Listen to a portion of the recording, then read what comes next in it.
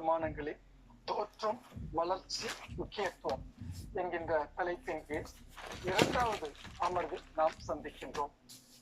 இந்த அமர்வை Google meet வழியாகவும் சேலா வானொலி மூலமாகவும் கண்டு கேட்டுக் கொண்டிருக்கிற உங்கள் அனைவருக்கும் மீண்டும் ஒரு முறை எங்களுடைய நன்றிகளை தெரிவித்துக் கொள்கிறோம். இன்றைக்கு இந்த தலைப்பின் கீழான உரையை நம்மோடு கூட பகிர்ந்து கொள்பவர் நம்மோடு இணைந்து பயணித்துக் கொண்டிருக்கிற போதகர் ஜே பவனிராஜன் அவர்கள். ஏஎல்சி திருச்சபையினுடைய முன்னாள் போதகர், தற்பொழுது கனடாவிலிருந்து இணையம் வழியாக நம்மோடு இணைந்திருக்கிறார்கள். CLS, வேர்ல்டு கிறிஸ்டியன் கவுன்சில் போன்ற பல அமைப்புகளில் உயர்ந்த பொறுப்புகளில் இருந்தவர். இறையியலாளராக இருந்தாலும் கூட இறையியலுக்கு அப்பாற்பட்டு சிந்திக்கிறவர். குறிப்பாக கிறிஸ்தவம் நிறுவனமயமாகி காணப்படுகிற இந்த காலகட்டத்தில் அவருடைய உரையை நாம் தொடர்ச்சியாக கவனித்து வந்தால், இந்த நிறுவனமயமாகி இருக்கக்கூடிய கிறிஸ்தவத்திற்கு எதிரான ஒரு சிந்தனையை கொண்டவர்கள்.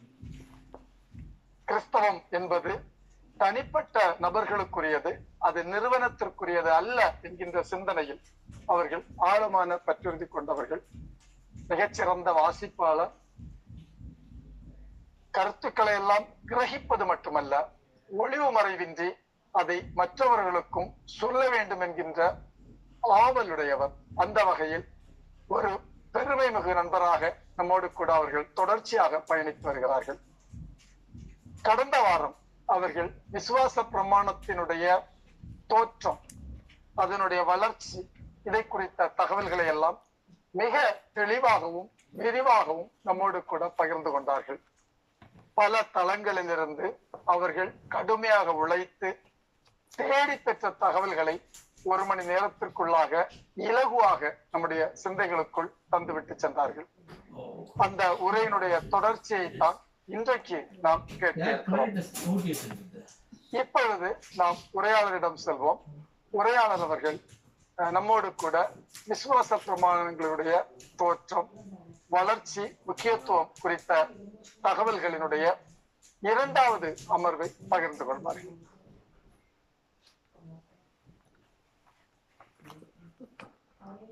பிதாவாகிய கடவுளாலும் ஆண்டவராகிய இயேசு கிறிஸ்துவினாலும் உங்கள் அனைவருக்கும் என்னுடைய அன்பான வாழ்த்தல்களையும் தோத்திரத்தையும் நான் தெரிவித்துக் கொள்கிறேன். அன்பானவர்களே, கர்த்தருடைய பெரிதான கிருபையினாலும் நீங்கள் என் மீது வைத்த அன்பினாலும் இந்த வாய்ப்பை அருமையான சகோதரர் அட்வொகேட் ஜான் பிரான்சிஸ் மூலமாக எனக்கு நல்கி இருக்கிறீர்கள். கடவுளுக்கு நன்றி செலுத்துகிறேன். உங்களுக்கு நான் நன்றி செலுத்துகிறேன். இந்த கிறிஸ்துவத்தின் ஆழமான சத்தியங்கள் என்ற தலைப்பிலே மிக சிறப்பாக அவர்கள் இதை பொறுப்பேற்று வழிநடத்தி வருகிறார்கள். அவருடைய மாடரேஷன், அவருடைய அந்த அரங்கத்தை நடத்துகிற விதம், அவரிடத்தில் எவ்வளோ பெரிய ஒரு பற்றுறுதியும் விசுவாசமும், என்னை போன்றே அவர்களுக்கு அந்த, இன்னும் சொல்லப்போனால் அவரை போன்று எனக்கு அந்த புரட்சிகரமான கிறிஸ்துவம், இயேசு பெருமான் இவரை குறித்த கருத்துகள் ஒருவேளை இன்ஸ்டிடியூஷனலைஸ் சர்ச்சை தாண்டி நாம் சிந்திக்க வேண்டும். ஒரு தனி மனிதரோடு கடவுளுக்கு இருக்கிற தொடர்புகள் எப்படி இருக்குது, அதே வேளையில் ஒவ்வொரு காலகட்டத்திலே, வருடங்களிலே, பல்வேறு ஆண்டுகளிலே, 2000 ஆண்டுகளாக கிறிஸ்துவம் எப்படிப்பட்டதாக இருந்தது, கிறிஸ்தவர்கள் எப்படி அதை பார்த்தார்கள், அவ்வப்போது எப்படி புரிந்து கொண்டார்கள் என்ற சத்தியங்களையும் நாம் தெரிந்து வருகிறோம். அதன் அடிப்படையில் இந்த 3 பிரதான விசுவாச பிரமாணம், த்ரீ ஹிஸ்டாரிக்கல் க்ரீட்ஸ் பற்றி நாம் தெரிந்து வருகிறோம். அப்போஸ்தலர் விசுவாச பிரமாணத்தை கடந்த வாரத்தில் நாம் பார்த்தோம். இப்பொழுது நிசையன் என்று சொல்லப்படுகிற இந்த விசுவாச பிரமாணத்தை குறித்து நாம் சிந்திக்க இருக்கிறோம். கர்த்தர் நம் அனைவரோடு கூட இருப்பாராக. தொடர்ந்து நாம் சிந்தனைகளுக்குள்ளாக நாம் கடந்து செல்வோம். பிலிப்பியர் நிறுவனம் 2ஆம் அதிகாரம் 5-11 வசனங்களை வாசித்து நாம் அந்த கடந்த அமர்வை முடித்தோம். அந்த முடிக்கும் பொழுது நான் சொன்னேன், அப்போஸ்தலர் விசுவாச பிரமாணமானது ஆத்தர்ஷிப் அப்போஸ்தலர்களுக்கு ஆனதல்ல, ஆனால் அதற்கான சான்றுகள் அவருடைய எழுத்துக்களில் எவ்வாறு காணப்பட்டது என்று, கிறிஸ்துவே கடவுள் என்பதும், அவர் உண்மையான கடவுள் என்பதும், அவர் மரித்து உயிர்த்தெழுந்தார் என்பதும், பரிசுத்தாவியின் மேல் உள்ள விசுவாசம் என்பதையும் விசுவாசிக்கலாம் என்ற 3 பகுதிகளாக அது இருக்கிறது. அதை நாம் எல்லோரும் அறிந்திருக்கிறோம். அதை குறித்து நாம் பின்னணி சிந்தித்தோம். அப்பொழுது இந்த இக்னேஷியஸ் என்ற திருச்சபையினுடைய பேராயர் ஒருவர், அவர் இதனுடைய கருத்தை ஏற்கனவே சொல்லியிருக்கிறார். இதனுடைய கருத்தை இந்த விசுவாச பிரமாணத்தினுடைய நடுப்பகுதியை அவர் சொல்லியிருக்கிறார். அதிலிருந்து நான் இந்த நிச்சய பிரமாணத்தை ஆரம்பிக்கிறேன். அவர் தன்னுடைய எழுத்துக்களில் எழுதுகிறார்.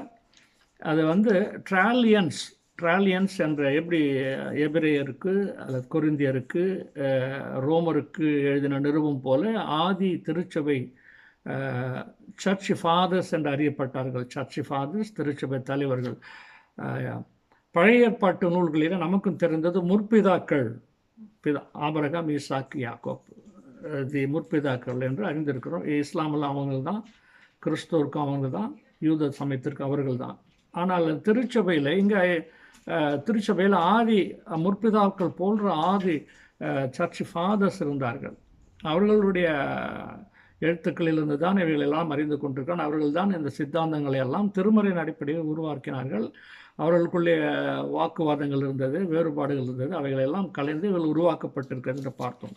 அப்போ ட்ராலியான்ஸ் என்ற ஒரு மக்களுக்கு இக்னேஷியஸ் அவர் ஆன்டியோக்கில் இருந்தார். அவருடைய காலம் கிபி 98லேருந்து 117 வரைக்கும் இருக்கிறது. அவருக்கு 3 டைட்டில் இருக்குது: அப்போஸ்தலர், பிஷப் அண்ட் மார்ட்டியர். நல்லா கவனிக்கணும். பல்வேறு பேராயர்களாக இருந்தவர்கள் மரித்திருக்கிறார்கள் கிறிஸ்துவின் சத்தியத்திற்காக. இப்பொழுது போன்ற நல்ல செல்வ செழிப்பிலே வாழ்கிற பேராயர்களாக அவர்கள் இருந்தது இல்லை. இப்பொழுது நிலைமைகள் வேறு விதமாக இருக்கிறது. ஆனால் அப்பொழுது அப்படி அல்ல. அவர்கள் தங்களுடைய உயிரையும் கொடுத்து தான் இந்த சித்தாந்தங்கள் எல்லாம் நமக்கு விட்டு சென்றிருக்கிறார்கள்.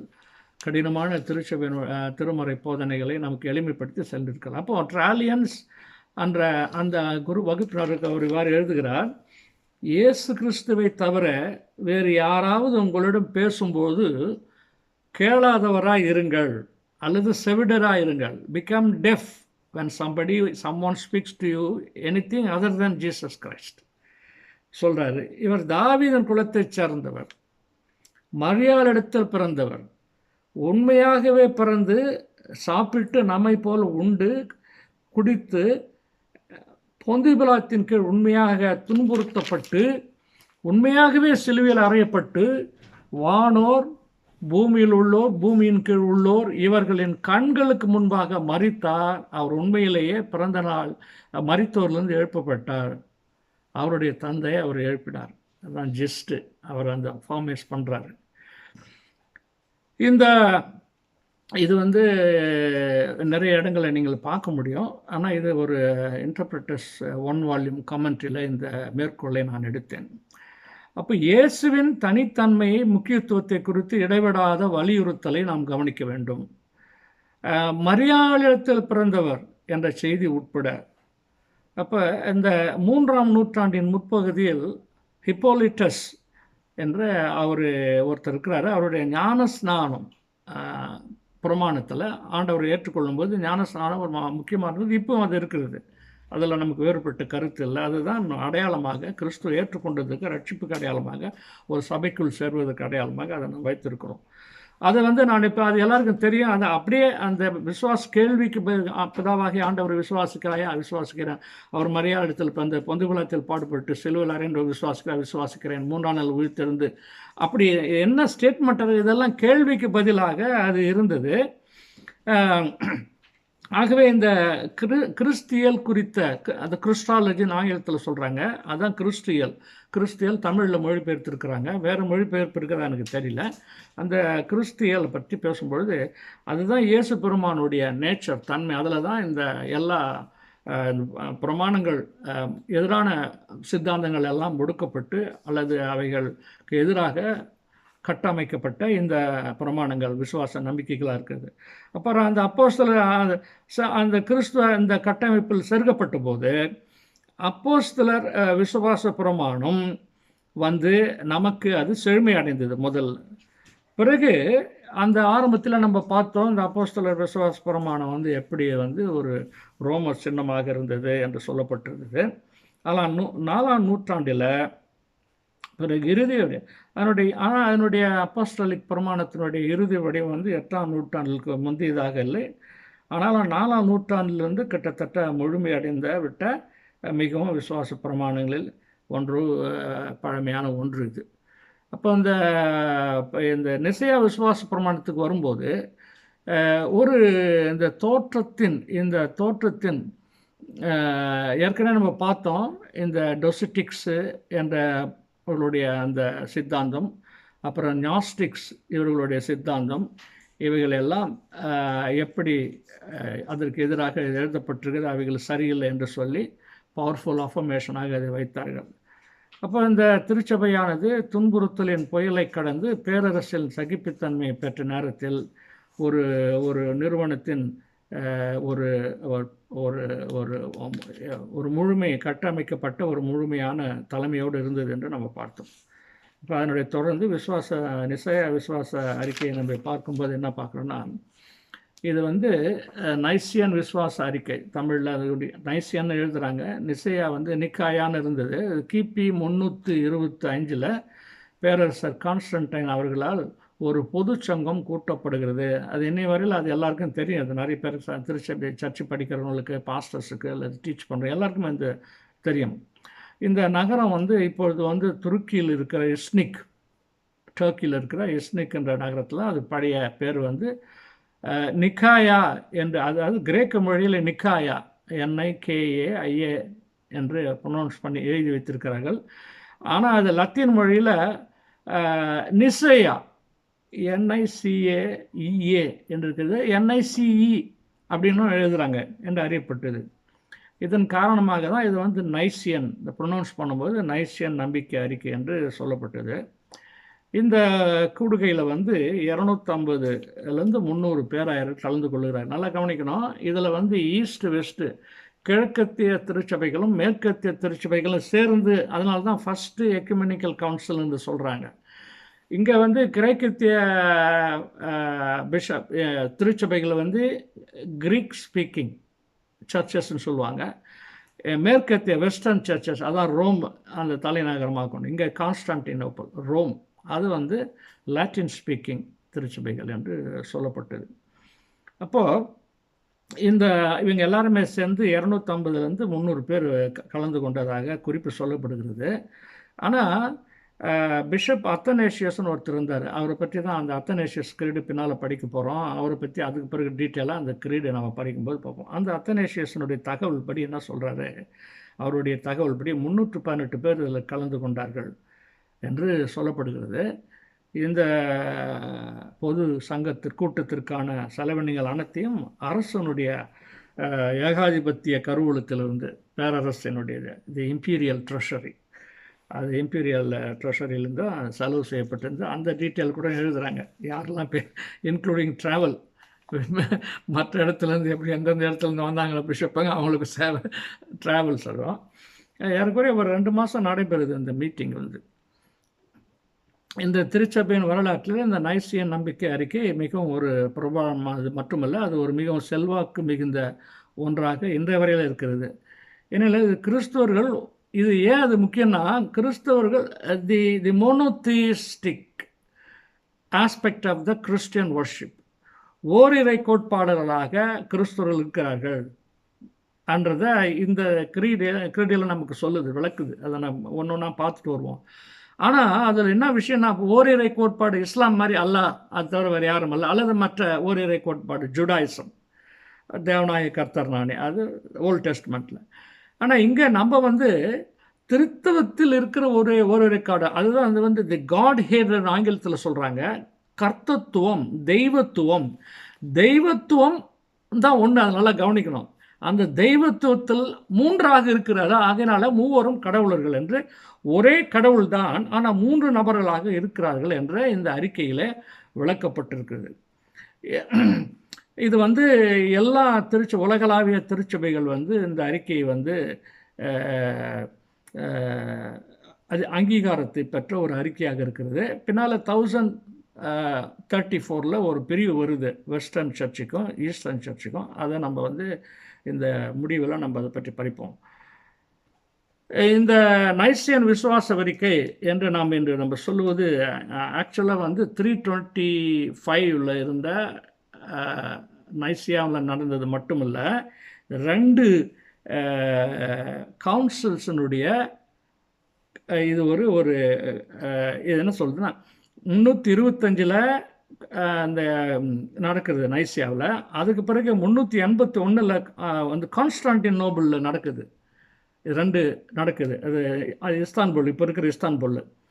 இதனுடைய காம்பினேஷன் ஆஃப் திஸ் டூ, இது 2னுடைய அதில் ஒரு சின்ன மாற்றம் பண்ணுறாங்க, இதில் ஒரு சின்ன மாற்றமாக 2 சேர்ந்து இன்னும் ஒரு மாற்றம் கூட ஏற்படுது பின்னால். இதெல்லாம் சேர்ந்தது தான் வந்து அப்போ இதுதான் வந்து இப்போ நைசியன் கிரீடு என்று சொல்வது. அப்போ கிபி 325 நிசையாவில் நடந்ததும் கிபி 381 கான்ஸ்டான்டினோபிள் நடந்ததும் இருக்கிறது. இதில் வந்து பிதா, குமாரன், பரிசுத்த ஆவியானவரின் தன்மைகள் மற்றும் இவர்களுக்கு இடையிலான உறவுகள், பிதாவினுடைய தன்மை என்ன, குமாரனுடைய தன்மை என்ன, பரிசுத்த தன்மை என்ன, இவர்கள் என்ன உறவு இருக்கிறது. தனித்தனி நபர்கள் சொல்கிறோம், ஒரே கடவுள் 3 நபர்களாக இருக்கான்னு சொல்கிறோம். அது எப்படி இருக்கிறது என்று தான் சொல்கிறாங்க. அதனால் இதுக்கு இன்னொரு பேர் இருக்குது, நைசியன் கான்ஸ்டான்டினோப்பிளியன் கிரீட் என்று சொல்லுங்கள். நைசியா கான்ஸ்டான்டினோப்பிள் அறிக்கை தான் இதுக்கு சொல்லுவாங்க. அதுதான் இதுக்கு பேர். இந்த இந்த இந்த உறவுகள் பற்றி இந்த இந்த விசுவாச அறிக்கையை நம்ம சொல்ல வேண்டிய காரணம் என்ன இருந்தது? முதல்ல நம்ம பார்த்தோம், அப்போஸ்தல விசுவாசத்துக்கு முன்னால் வந்து இந்த டொசிட்டிக்ஸை பற்றியும் நாஸ்டிக்ஸோடைய வாதங்களை அது அடிப்படையாக அமர்ந்தது. அது அப்படியே தான் இருக்குது. அதில் வந்து தான் மற்றதெல்லாம் சேர்க்குறாங்க. அது பின்னால் அதை பரிசுத்த ஆவி விசுவாசிக்கிறேன் அப்படின்னு இருக்கும். அதுக்கு பிறகு பரிசுத்த ஆவி பற்றியெல்லாம் பின்னால் வருதுன்னு நம்ம பார்க்குறோம் இல்லையா? இப்போது ஒருவேளை ஒரு நான் அன்ஃபார்ச்சுனேட்டாக நான் ஒரு இது வச்சுருந்தேன், சேவ் பண்ணாத விட்டுட்டேன். ஏதோ ஒரு சில ஸ்லைட்ஸ் இருக்குது, போட முடியுமான்னு பார்க்குறேன். ஆட் பண்ண முடியுமா? நான் எப்படி ஆட் பண்ணோம்? இதில் இல்லையா, எனக்கு வரலையா? என்ன வருது? Open picture and apply visual, turn on captions தான் வருது. ஷேரிங் இல்லையா இதில்? நீங்கள் நேற்று எனேபிள் பண்ணீங்கன்னு நினைக்கிறேன்.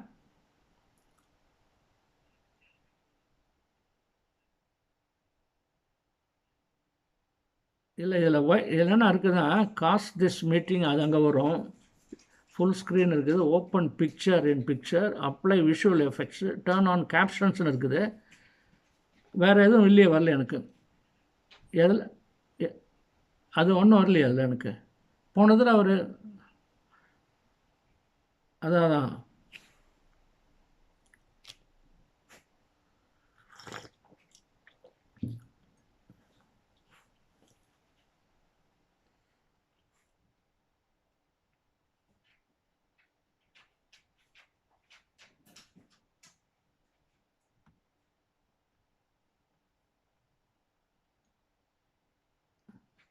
தெரியுதா?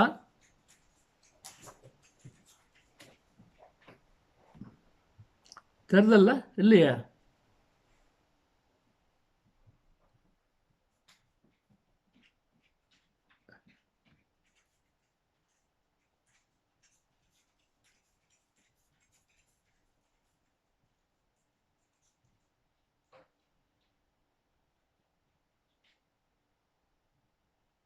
I cannot find anything.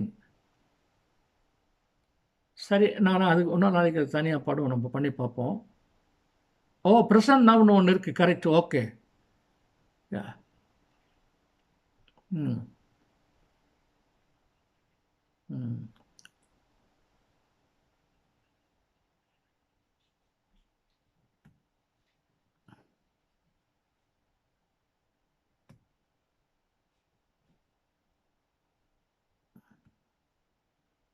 இதில் வரலையே, அதில்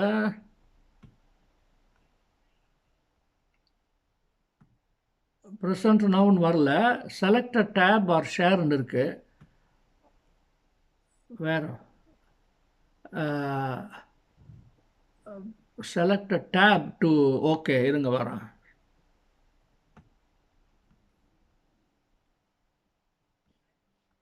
ஆமாம்,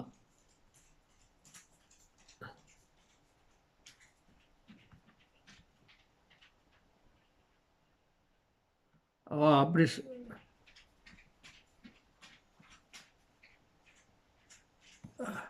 ஆ அப்படியா? அப்படி நான் அப்படி பண்ணலை. சரி, இதை விட்டுருவோம் நம்ம. I don't want to waste time on this. So I will close this.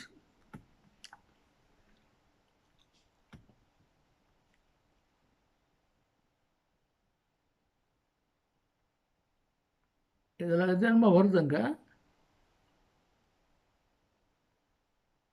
அப்படியா? ஆ ஓகே.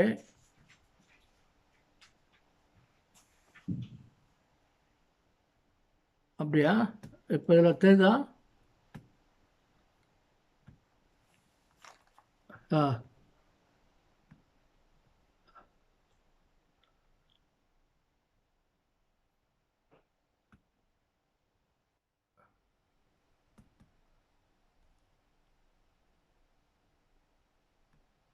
ஓ அங்கேயா?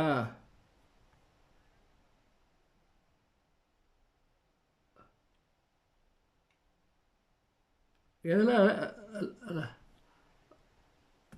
ஆமாம். ஆ ஆ எங்கே வரேன். என்ன பண்ணிட்டு இருக்கீங்க? இந்த ஸ்லைடை ப்ரெசென்ட் பண்ண பார்க்குற முடியல. அதை ஓப்பன் பண்ணுங்க ஃபஸ்ட்டு. இது இருக்குது. ஸ்லைடை ஓப்பன் பண்ணுங்க. ஓப்பன் பண்ணி தான் இருக்குது.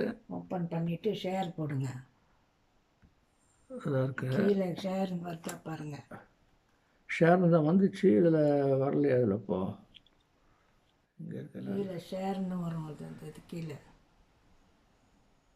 ஜூம் தானே இது? ஆமாம், ஜூம் தான். Meeting, Google meeting. Top present அது பண்ணிங்கன்னா பேச முடியாது. நீங்கள் ஸ்டாப் ஷேரிங் போட்டுக்குது. ஸ்டாப் ஷேரிங்னு வரணும். இல்லை, அவர் இங்கே போக சொன்னார். அங்கே போகிறது கிடையாது. இங்கே வரும் அந்த இது. அது இதில் இந்த வரல. அவங்க அங்கேருந்து பெர்மிஷன் கொடுத்தா தான் வருது. பேசுகிறதுலாம் ஓப்பனில் தான் இருக்குது. பட் ஆனால் என்னோட இது நீங்கள் பார்க்க முடியலையே. நேற்று ஆ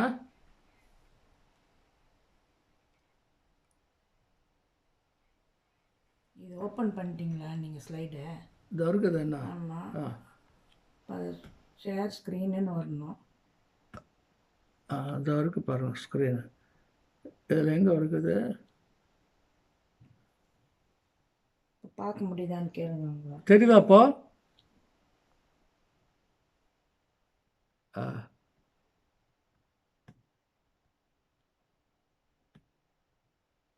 எனக்கு என்னுடைய ஸ்க்ரீனில் வருது அது.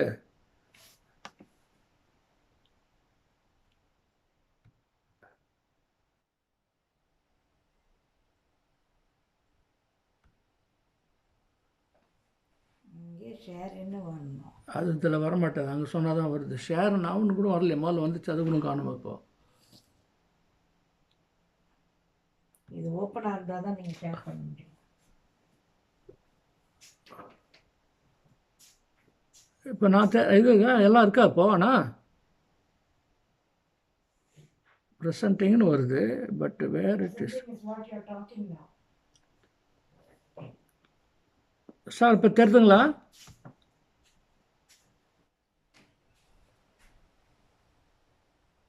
ஏன்னா ஸ்டாப் ப்ரெசன்டிங்னு வருது. ஸ்டாப் ப்ரெசென்டிங்னா இப்போ நீங்கள் பேசுறது போயிடும். Present something else. அது கிடையாது. இது என்ன இருக்குதுன்னு தெரியலையா?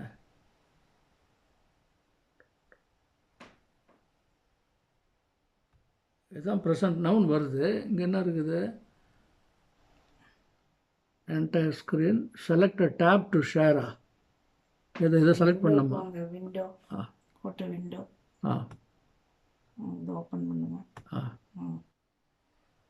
ஷேர். ஓ, ஒரு நிமிஷம். இப்போ வந்துச்சுங்களா? ஆ வந்துடுச்சு இல்லையா? ஆ ரைட்டு. Okay okay okay. நீங்கள் இது பண்ணுங்க. நான் திஸ் இஸ் இது வந்து விஷயம் இதுதான் அந்த பிக்சர். அது பட் நான் அடுத்தது என்ன சொல்கிறேன், இது அந்த பிக்சர் அப்படியே இருக்கட்டும். இப்போ அவரை பற்றி நம்ம பார்க்கலாம். இவர் என்ன செய்கிறாரு, இவர் தான் ஏரியஸ், தெரிறாருங்களா? ஏரியஸ்னு ஒரு பிரிஸ்பைட் இருக்கிறாரு.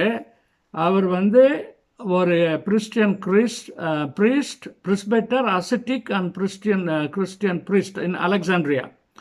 அவர் வந்து he was born in AD C 250. சினா அப்ராக்சிமேட்லி சிர்கா, உங்களுக்கு தெரியும். லிபியாவில் பிறக்கிறாரு. AD 326 கான்ஸ்டான்டினோபிளில் இறந்து போகிறாரு. சரி, அதுக்கு பிறகு அவருடைய இதுதான் அது ஃபேமஸ் பிக்சரை நீங்கள் எல்லா இடத்துலையும் பார்க்கலாம். நம்ம நடுவில் வந்து எம்பரர் இருக்கார் பாருங்க, எம்பரர் இருக்கிறாரு. அது பாரு. இப்போ அவர் என்ன பண்ணுறாரு, அவர் என்ன சொல்கிறாரு, ஏரியஸ் என்ன சொல்கிறாருன்னா, இது அப்படியே இருக்கட்டும். What areas says is that தந்தையாகிய கடவுள் தனித்தன்மை வாய்ந்தவர், அவருக்கு இணை யாரும் கிடையாது. அதாவது அவர் நித்தியமானவர். யூனிக்னஸ் ஆஃப் தி ஃபாதர், கடவுளுக்கு தனித்தன்மை, அவருக்கு வந்து எந்த விதமான இணையும் கிடையாது. இது இஸ்லாம் சொல்கிற மாதிரி வச்சுக்கிடுங்களேன். பயன்பட்டு காரணம், அவர் யாரும் உண்டாக்கவில்லை, அவர் தான் ஃபஸ்ட்டு காசு, அவர் யாரும் உண்டாக்கவில்லைன்னு சொல்கிறாரு. ஆனால் இயேசு கிறிஸ்துவை பற்றி பேசும்போது என்ன சொல்கிறாரு, இவர் பிதாவுக்கு சமமானவர் அல்ல, ஏனென்றால் அவர் வந்து உண்டாக்கப்பட்டவர். அதான் பிரமாணத்தில் பாருங்கள், பிகாட்டன், நாட் உண்டாக்கப்பட்ட, பெறப்பட்டவர், உண்டாக்கப்பட்டவர் அல்ல. ஆனால் பிகாட்டினையும் ஒத்துக்கிறார் இவர், பிகாட்டினையும் ஒத்துக்கிறாரு.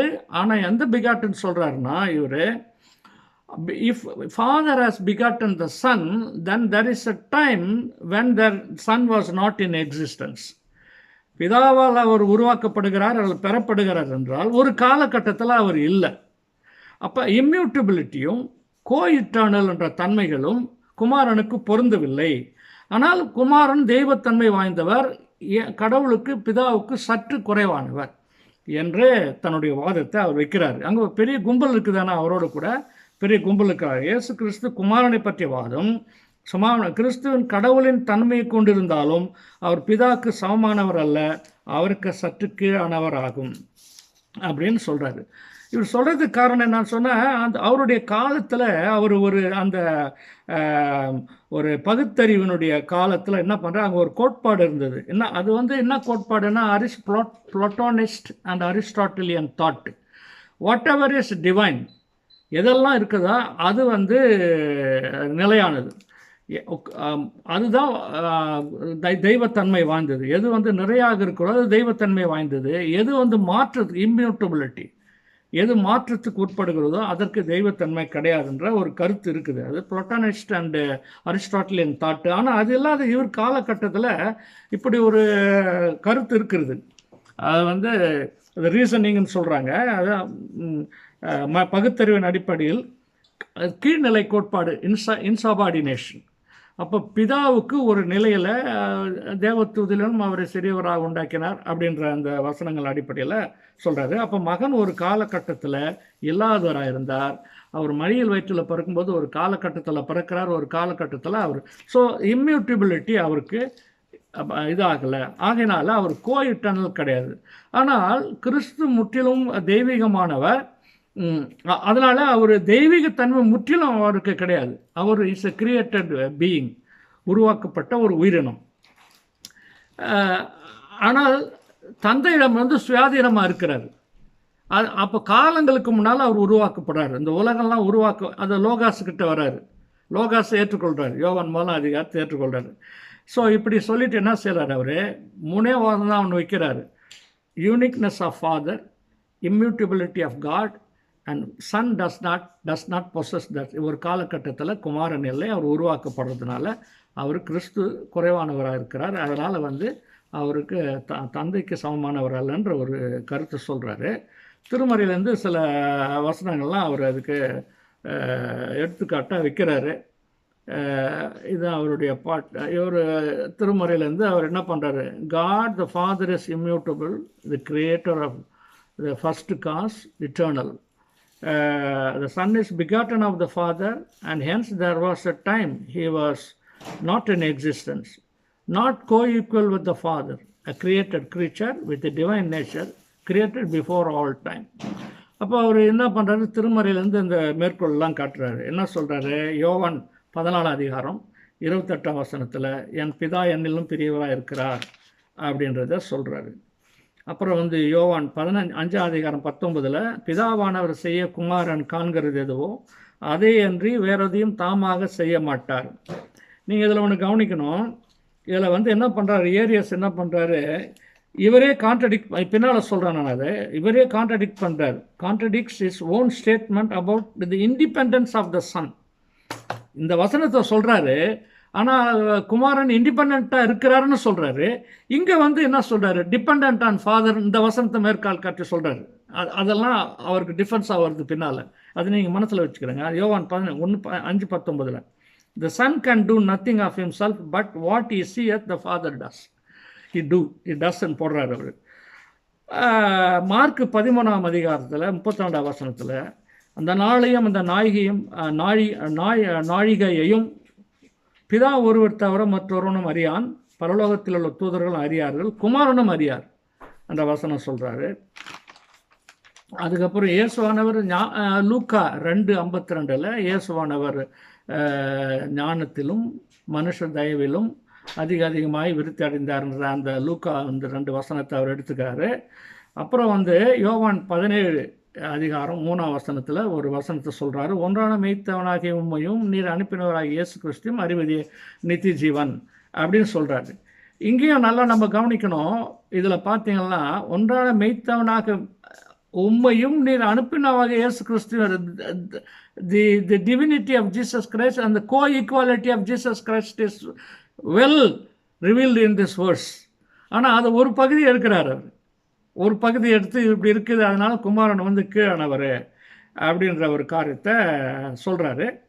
அப்புறம் மார்க் 10-18ஆம் வசனத்தை 10ஆம் அதிகாரம் 18ஆம் வசனத்தில் எடுக்கிறாரு. நீர் என்னை நல்லவன் என்று சொல்வானேன், தேவன் ஒருவர் தவிர நல்லவன் ஒருவனும் இல்லையே. Why do you call me good? There is no one good but one, that is God ன்னு சொல்கிறார். அப்புறம் திரும்ப மத்தேயு 26ஆம் அதிகாரம் 39ஆம் வசனத்தில் ஆண்டவருடைய அந்த ப்ரேயரை சொல்கிறாரு. என் பிதாவே, இந்த பாத்திரம் என்னை விட்டு நீங்க கூடுமானால் நீங்கும்படி செய்யும், ஆகிலும் என் சித்தத்தின்படி இல்லை உம்முடைய சித்தத்தின்படியே ஆக கடவுதுன்ற ஜபம் பண்ணுறத அவர் அங்கே சொல்கிறாரு. அதனால் வந்து மன்னிக்கவும், I will come back again for the other text later. அப்புறம் என்ன சொல்கிறாரு, இன்னும் கொஞ்சம் அதிகமாக போய் அவர் அந்த வசனம் சொல்கிறாரு இல்லையா, அவர் அந்த வசனம் இந்த தோட்டத்தில் போய் அவர் ஜெபம் பண்ணுற வசனத்தை சொல்கிறாரு. அப்புறம் மத்தேயு 17ஆம் அதிகாரம் 5ஆம் வசனத்தில் அவர் பேசுகையில் இதோ ஒளியுள்ள ஒரு மறுரூப மலையினுடைய அனுபவம், மேகம் அவர்கள் மேல் நிழலிட்டது, இவர் என்னுடைய நேசகுமாரன், இவரில் பிரியமாயிருக்கிறேன், இவருக்கு செவி கொடுங்கள் என்று அந்த மேகத்திலிருந்து ஒரு சத்தம் உண்டாயிற்று என்று சொல்லுகிறார். அப்போது அப்புறம் பிலிப்பியர் 2ஆம் அதிகாரத்துக்கு வராரு, 9ஆம் வசனத்துக்கு வராரு. ஆனால் இது வந்து ஆக்சுவலாக வந்து பிலிப்பியர் 2ஆம் அதிகாரம் வந்து for the divinity of Son and coequality of சன்னுக்கு தான் அவர்கள் அதை பயன்படுத்துகிறார். தேவன் எல்லாவற்றிற்கும் மேலாக அவரை உயர்த்தி அப்படின்னு சொல்லும்போது கடவுள் வந்து அவரை உயர்த்துறார் அப்படின்றத இவர் தன்னுடைய வாதமாக ஏரியஸ் என்பவர் வைக்கிறார். இதற்கு எதிர்வாதமாக திருமறையிலிருந்து வசனங்கள், நிறைய வசனங்கள் சொல்லப்படுகிறது. என்ன யோவான், அதாவது இந்த கிறிஸ்டாலஜிக்கல் ஸ்டடியில் 2 இருக்குது. ஒன்று வந்து ஹை கிறிஸ்டாலஜி, இன்னொன்று லோ கிறிஸ்டாலஜின்னு சொல்கிறாங்க. Theologians, philosophers and church historians, இந்த 3 பேரும் பேசுகிற வார்த்தைகள் இது. அதில் வந்து ஹை கிறிஸ்டாலஜி வந்து யோவான் சுவிசேஷத்தில் தான் காணப்படுகிறது. லோ கிறிஸ்டாலஜின்றது குறிப்பாக மார்க் சுவிசேஷத்திலும் மற்ற சினாப்டிக் காஸ்பிள்ஸ், மார்க், மத்தேயு, லூக்கா, சினாப்டிக் அதில் காணப்படுகிறது. இவர்கள் இயேசு கிறிஸ்துவை எப்படி பார்த்தார்கள், யோவான் எப்படி பார்க்கிறார் என்ற அந்த கருத்து மிக முக்கியமாக இந்த பிரமாணங்களில் நமக்கு அமைகிறது. இந்த இந்த இந்த புரட்சிகரமான இவருடைய கருத்துக்களுக்கு பெரிய கூட்டம், அவர் ரொம்ப இன்ஃப்ளூயன்ஸ்டு ஆயிடுறாரு அவர். ஆனால் இதை வந்து இப்போ நானும் யோவான் 10ஆம் அதிகாரம் 30ஆம் வசனத்தில் பார்த்தீங்கன்னா நானும் பிதாவும் ஒன்றாக இருக்கிறோம் சொல்கிறாரு. அதே 36ஆம் வசனம் 38ஆம் வசனத்தில் என் பிதா என்னிலும் நான் அவரிலும் இருக்கிறதை நீங்கள் அறிந்து விசுவாசிக்கிறபடிக்கு நீங்கள் அறியீர்களா என்று சொல்லுகிறாரு. பிலிப்பி கிட்ட பிதாவை எனக்கு காட்டுங்கன்னு சொல்லும்போது, இதுவரை என்னோட குடும்பங்களுக்கு பிதா யார் என்று தெரியவில்லை, என்னை கண்டவன் என் பிதாவை கண்டான் என்கிற வசனங்களை அவர் சொல்கிறாரு என்று இதை நம்ம பார்க்குறோம். ஆகையினால கோயிட்டானலிட்டி, இயேசு கிறிஸ்து தெய்வத்தன்மை வாய்ந்தவர், கோயிட்டானலிட்டி அவருக்கு இன்னும் பின்னால் நிருபங்களில் சில வசனங்களை நான் சொல்கிறேன். நான் அப்போ இங்கே என்ன செய்கிறாங்க அவங்க, இப்போது திருச்சபை என்ன சொல்லுதுன்னு சொன்னால், இந்த சில முரண்பாடான வசனங்களுக்கு என்ன சொல்கிறது, அதுக்கு எப்படி நம்ம பதில் சொல்லணும்னா திருமறையிலே அது விடை கண்டுபிடிக்கிறாங்க. ஏனென்றால் அவருடைய அந்த கிறிஸ்டாலஜி ஃபிலாசபியை டெவலப் பண்ணும்போது நாம் ஏற்றுக்கொள்ளுகிறது, அதுதான் அடிப்படையாக உள்ளது. நாம் ஏற்றுக்கொள்வது, கிறிஸ்துவ நம்பிக்கையாளர் ஏற்றுக்கொள்வதுன்னா கிறிஸ்து இரு தன்மைகள் உடையவராக இருந்தார், த டூவல் நேச்சர் ஆஃப் கிரைஸ்ட். அப்போ அந்த டொசிட்டிக்ஸ் வெளியே போயிடுறாங்க, நாஸ்டிக்ஸ் வெளியே போயிடுறாங்க, ஏரியஸ் வெளியே போயிடுறார் த டூவல் நேச்சர் ஆஃப் கிரைஸ்ட் வரும்போது. அப்புறம் கான்சப்ஸ்டன்ஸ் ஆஃப் ஜீசஸ் கிரைஸ்ட், OUSISன்னு சொல்கிறாங்க. அது சில பேர் OCS, அவுசியஸ். நான் தன்மை, ஒரே தன்மை உடையவர். Christ is the same substance of the father. நல்லா நீங்கள் விளங்கிக்கொண்டதை, இயேசு கிறிஸ்துவனுடைய தன்மை பிதாவுடைய அதே பொருள். அது தமிழ் பின்னால் அந்த விசுவாச பிரமாணத்தில் நம்ம சொல்கிறோம். ஒரே ஆண்டவராக இயேசு கிறிஸ்து விசுவாசிக்கிறேன், இவர் கடவுளுடைய ஒரே பேரான குமாரன். மத்தேயு 3ஆம் அதிகாரம் 17ஆம் வசனம், அதில் 17ஆம் அதிகாரம் 5ஆம் வசனம், மை பிலவட் சன். அன்ஃபார்ச்சுனேட்லி இப்போ ரீசெண்ட் இங்கிலீஷ் டிரான்ஸ்லேஷன்ஸில் பூரா அந்த பிலவட்ன்ற வார்த்தையை எடுத்துட்டாங்க. அதுக்கு தான் ஏர்லியஸ்ட் டிரான்ஸ்லேஷனை நம்ம டிபெண்ட் பண்ணணும். ஏன்னா அதுக்கு முன்னால் இந்த டிரான்ஸ்லேஷனை வச்சு தான் அவங்க இந்த டிரான்ஸ்லேஷனில் எவ்வளோ குழப்பங்கள்லாம் இது நமக்கு தெரியவே இல்லைன்னா இதனுடைய பின்னணி தத்துவத்தை நம்மால் புரிந்து கொள்வது ரொம்ப சிறப்பமாக போயிருக்கும். அப்போ ஒரே ஆண்டவராக இயேசு கிறிஸ்துவ விசுவாசிக்கிறேன் என்று சொல்லும்போது இவர் 2 டெஸ்டிமனி சொல்கிறார். ஆண்டவர் பிதாவே அது கொள்கிறார். ஒன்று மத்தேயு 3:17 ஞானஸ்நானத்தில், அப்புறம் 17:5 மத்தேயு 17:5 அந்த மறுரூபம் வெண்மை எய்தல்னு சொல்லுவார் திருவிகா அவர்கள். அதுக்கு மறுரூபமலை இயேசு பெருமான் வெண்மை எய்தல்னு சொல்லுவார். சர்வகாலங்களுக்கு முன்னே பிதாவின் என்று பிறந்து வரும்போது யோவான் 1ஆம் அதிகாரம், அதுதான் இது கிரீட்ல இதெல்லாம் சொல்கிறாங்க. இப்போ நிசையன் கிரீட்ல அவரை ரிஜெக்ட் பண்ணிட்டு இதெல்லாம் சொல்லப்படுகிறது. சர்வகாலங்களுக்கு முன்னே இவர் பிதாவின் என்று பிறந்தவர். யோவான் 1ஆம் அதிகாரம் 1 லோகாஸ், ஆதியிலே வார்த்தை இருந்தது, வார்த்தை தேவனாக இருந்தது. அந்த காரியங்கள் எல்லாம் ஆண்டவருடைய தெய்வத்தன்மையும் கோஇட்டர்னல் வித் த ஃபாதர் என்பதையும் மிக தெளிவாக நமக்கு காட்டுகிறது என்பது தான் இந்த கிரீடனுடைய பின்னால் இருக்கிற இதுவாக இருக்கிறது. இன்னும் எபேசியர் 2ஆம் அதிகாரம் 6 to 8 வசனங்கள் கொஞ்சம் வாசிக்கலாம். 2 வாசிக்கலாம் தான். எபேசியர் 2, அதாவது பிறந்தவரே பிகாட்டன் அப்படின்னு சிருஷ்டிக்கப்பட்டவர் அல்லன்றதுக்கு யோவான் 1:1-3 வசனங்களை ஆதாரமாக இந்த கவுன்சில் எடுத்து காட்டுகிறார்கள். அதில் இருக்கிறவங்க 1-3 அது லோகாஸ் கான்செப்ட். அப்புறம் பிறந்தவர் பிகாட்டன், நாட் மேட். ஏரிய சொல்கிற மாதிரி அவர் ஒரு கிரீச்சர் அல்ல, உண்டாக்கப்பட்ட கிரீச்சர் அல்ல. அவர் கோ இட்டர்னலாக இருக்கிறாரு. அவருக்கு எப்படி ஏகத்துவம் இருக்கிறதோ பிதாவுக்கு அதே தன்மைகள் கிறிஸ்து பெருமானுக்கு இருக்கிறதுன்றாரு. அப்போ கடவுள் நின்று கடவுள் அப்படின்றாரு எபேசியர் 2. ஆனால் இவர் என்ன சொல்கிறாரு, 8ஆம் வசனம் 9ஆம் வசனத்தை எடுத்து காட்டுறாரு ஏரியஸ். ஆனால் முதல்ல 6-8 விட்டுறாரு. 6-8 வசனங்களை வசதியாக மறந்துடுறாரு அவர். எபேசியர் 2ஆம் அதிகாரம் 6-8 வசனங்கள் வாசிங்க. ஆம். ம் ம் ம் ம் ம் ம் ம் ம் ம்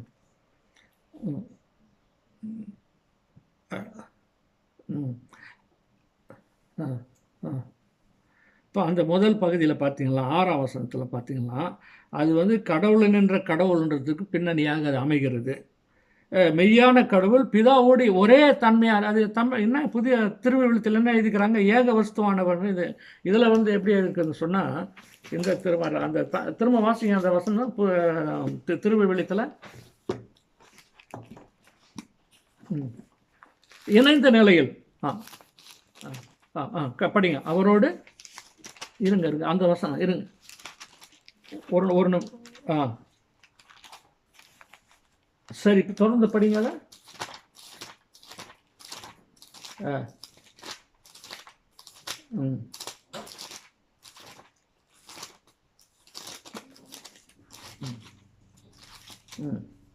சரி, ஒரு நிமிஷம்.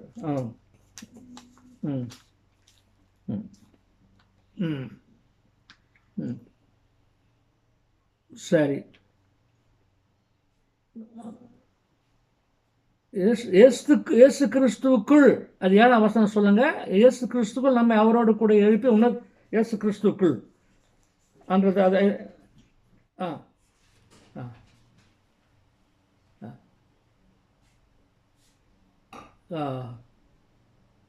இல்லை பாவம் எழுப்பியிருப்பா. சரி, ஒரு நிமிஷம் இருங்க.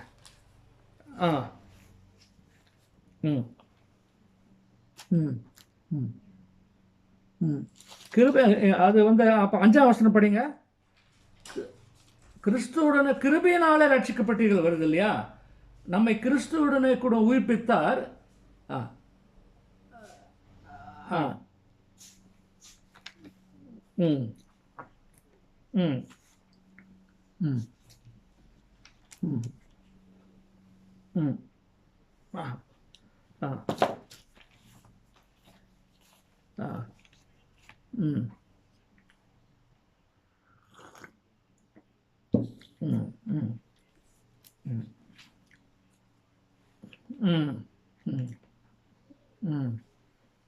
சரி, இதில் என்ன, இந்த வசனங்கள் என்னென்னா, இவர் என்ன பண்ணுறாரு பின்னால், இதை வந்து சபார்டினேட் ஆஃப் ஜீசஸ் கிரைஸ்ட்ன்றதுக்கு ஏரியஸ் ஆர்கியூ பண்ணுறாரு. ஆனால் அது இந்த ரட்சிப்பே வந்து இயேசு கிறிஸ்துவின் மூலமாகத்தான் வருகிறது என்ற அந்த கருத்து, அது வந்து only God can bring salvation to mankind. அது பிதாவின் மூலமாக கிறிஸ்துவுக்கு, அங்கே கிறிஸ்து மூலமாக கொடுக்கப்படுகிற இந்த டூவல் நேச்சரில் அது வருகிறது என்பதை உறுதிப்படுத்தும் வகையில் என்ன சொல்கிறாரு, கடவுளினின்று கடவுள், மெய்யான கடவுள், பிதாவோடு ஆஃப் த சேம் சப்ஸ்டன்ஸ், அதை இந்த க்ரீடில் உறுதிப்படுத்துகிறார்கள். அப்போ 320 கிபி, அப்போ நான் அந்த உதாரணம் சொல்லிட்டு வரும் பாருங்கள். பின்னால் இந்த இயேசு கிறிஸ்துவனுடைய இறைத்தன்மையை மட்டும் 320 க்ரீடில் என்ன இருந்துச்சு, கிபி 381 கான்ஸ்டான்டினோபிளில் எப்படி அது கொஞ்சம் மாற்றமாக ஏற்படுகிறது, அந்த ஒரு கம்பேரிசனாக நான் உங்களுக்கு சொல்லிட்டு வரேன். இப்போ கிபி 320 அந்த இயேசுநாதர் உண்மையிலே பாடுபடுறதுன்றதுக்கு அந்த இது பட்சிங்கன்னா, மனிதராகிய நமக்காகவும் நமது ரட்சிப்புக்காகவும் இறங்கி வந்து அவதரித்து மனிதரானார் இருக்குது அங்கே. அது ஃபஸ்ட்டு 320 க்ரீடில். ஆனால் இப்போ இருக்கிற க்ரீட்லேயும் நீங்கள் எப்படி இருக்குன்னு பார்த்தீங்களா, 380 இவர் மனிதராகிய நமக்காகவும் நமது ரட்சிப்பின் நிமித்தமாகவும் பரலோகத்திலிருந்து இறங்கி பரிசுத்தாவினால் கன்னிமையாளத்தில் அவதரித்து மனிதரானார். அப்போ இந்த கிறிஸ்துவனுடைய மனிதத்தன்மையை அறிக்கையிடுவதற்காக, அவர் உண்மையிலே பாடுபட்டார் என்பது சொல்வதற்காக, அதை நிலைநாட்டுவதற்காக, it is also refutation of the docetic idea. ஒன்று மனிதனாகிறார், பொந்து பிலாத்தின் காலத்தில் பாடுபடுகிறார், நமக்காக மரிக்கிறார். அப்போ 320 எப்படி இருக்குது, மனிதராகிய நமக்காக நமது ரட்சிப்புக்காக இறங்கி வந்து அவதரித்து மனிதனானார் இருக்குது. இங்கே கூட என்ன சேர்க்குறாங்க, இந்த 381 மனிதராகிய நமக்காகவும் நமது ரட்சிப்பின் நிமித்தமாகவும் பரலோகத்திலிருந்து இறங்கி பரிசுத்த ஆவியினால் கன்னிமையாளத்தில் அவதரித்து மனிதனானார் என்று சொல்லுகிறது. அப்போது இவர் பாடுபட்டு 3ஆம் நாளில் உயிர் தந்து பரலோகத்துக்கு சென்றார்னு 320 க்ரீடில் இருக்குது. முதல் சங்கத்தில் 381 பொந்து பிலாத்தின் காலத்தில் நமக்காக சிலுவையில் அறையுண்டு பாடுபட்டு மரித்து அடக்கம் பண்ணப்பட்டார். இப்போ அது நல்லா கவனிங்க. அப்போஸ்தலர் விசுவாச பிரமாணத்திலிருந்து கேள்விப்பட்ட அந்த கேள்விக்கு அவர் வந்து மரித்தது போல காணப்பட்டார், அவர் உண்மையில் மரிக்கலைன்றத இந்த விசுவாச அறிக்கை ரெஃப்யூட் பண்ணுது. ஆல்சோ நாஸ்டிசிசத்தையும் அவங்க இது பண்ணுறாங்க. அப்போ சால்வேஷன் இயேசுநாதர் மூலமாக தான் கிடைக்கிறது என்பதையும் இந்த அறிக்கையில் நமக்கு சொல்கிறார். வேத வாக்கியங்களின்படியே 3ஆம் நாளில் விழித்தெழுந்து பரலோகத்தில் ஏறி பிதாவின் வலது பாசத்தில் வீற்றிருக்கிறார் அப்படின்னு சொல்லிட்டு அங்கே பண்ணுது. அப்புறம் அங்கேருந்து உயிரோடு மருத்துவரையும் நியாயத்திற்கு வருவார். அந்த பழைய மொழிபெயர்ப்பில் தான் சொல்கிறேன் நான். அது 325. 381 உயிருள்ளோரையும் மருத்துவரையும் நியாயத்திற்க மகிமையோடு திரும்பி வருவார் அப்படின்னு சொல்லிட்டு இவருடைய ராஜ்யத்திற்கு முடிவில்லை, இவருடைய அரசுக்கு முடிவில்லை என்றது அது ஒரு மொழிபெயர்ப்பில் இருக்குது. அதுதான் பரிசுத்த ஆவியானவர் பற்றிய ஒரு அறிக்கை. 3வது அறிக்கை நைசியா பிரமாணத்தில் பிதாவை பற்றி பார்த்தோம், குமாரனை பற்றி பார்த்தோம். பரிசுத்த ஆவியானவர் பற்றி பேசும்போது 4வது ஒரு கிளாஸ் இருக்குது. அந்த 4வது கிளாஸுக்கு முன்னால் பரிசுத்த ஆவியாருடைய கிரியை பற்றி பேசும்போது அதை 325 கிபி 325 பரிசுத்த ஆவியானவரை விசுவாசிக்கிறேன் அல்லது நம்புகிறேன் இருக்குது, அவ்வளோதான். ஆனால் 381 வரும்போது பார்த்தீங்களா, பரிசுத்த ஆவியானவரை விசுவாசிக்கிறேன், இவர் ஆண்டவரும் உயிர்ப்பிக்கிறவருமாமே அப்படின்னு சொல்கிறார். அவர் சொல்லிட்டு இன்னொரு கிளாஸ் அவங்க பின்னால் தான் சேர்க்குறாங்க. எப்போ சேர்க்குறாங்கன்னு சொன்னீங்கன்னா 6th செஞ்சுரியில் சேர்க்குறாங்க. 381 அது கிடையாது. பிறகு 431 அங்கே ஒரு கவுன்சில் இருக்குது, எஃபெசஸ் கவுன்சிலில் வந்து இந்த 325 இருந்த நைசியன் கிரீடனுடைய அறிக்கையும் கான்ஸ்டான்டினோபிளில் ஒப்புக்கொள்ளப்பட்ட அறிக்கையும் இவங்க எஃபிசியஸ் கவுன்சில் ஆஃப் எஃபிசஸ் என்று 431 ஒன்று நடக்குது. அதெல்லாம் ஏற்றுக்கொண்டுட்டு ஒரு முடிவு பண்ணுறாங்க. என்ன முடிவு பண்ணுறாங்கன்னா, இந்த அறிக்கையோடு யாரும் ஆல்ட்ரு பண்ணக்கூடாது, கூட்டக்கூடாது, கழிக்கக்கூடாது. ஏன்னா அந்த ஏரியன் குரூப் வளர்ந்துட்டே இருக்கிறாங்க. சில அரசர்கள் அவர்கள் பக்கம் போகிறாங்க. விசிகோத்ஸ், ஸ்பானிஷ், அங்கே நிறைய ஏரியன்ஸ் இருக்கிறாங்க. இப்போ கூட பெரிய ரோமன் கேத்தலிக் கண்ட்ரி அது. அவங்க ஜெர்மானியர்கள் விசிகோத்ஸ் அந்த கிங்ஸ் இருக்கிறாங்க. அவங்க வந்து இதை பரவிட்டே போகுது இந்த ஏரியனுடைய ஹெரிசி. அவரை வந்து சபை விளக்கம் பண்ணாங்க. அதெல்லாம் நடந்த பிறகு அது போயிட்டுருக்குது. ஆகையினால பின்னால் அவங்க என்ன பண்ண, அவருடைய மரணத்துக்கு பிறகு இதெல்லாம் நடைபெறுது.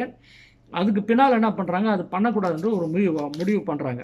ஆனால் நீங்கள் இப்போ இருக்கிற விசுவாச பிரமாண அறிக்கையை நம்ம பார்த்தோம்னா அங்கே என்ன சொல்கிற, பரிசுத்த ஆவியானவர் விசுவாசிக்கிறேன், ஆண்டவரும் உயிர்ப்பிக்கிறவருமாமே, இவர் பிதாவின் என்றும் குமாரன் என்றும் புறப்படுகிறவர் அப்படின்னு ஒரு பிதாவோடும் குமாரனோடும் ஏகமாய் தொழுது மகிமைப்படுத்தப்படுகிறவர் தீர்க்கதரிசிகளை கொண்டு உரைத்தவர்ன்றது இருக்குது. சரிங்களா?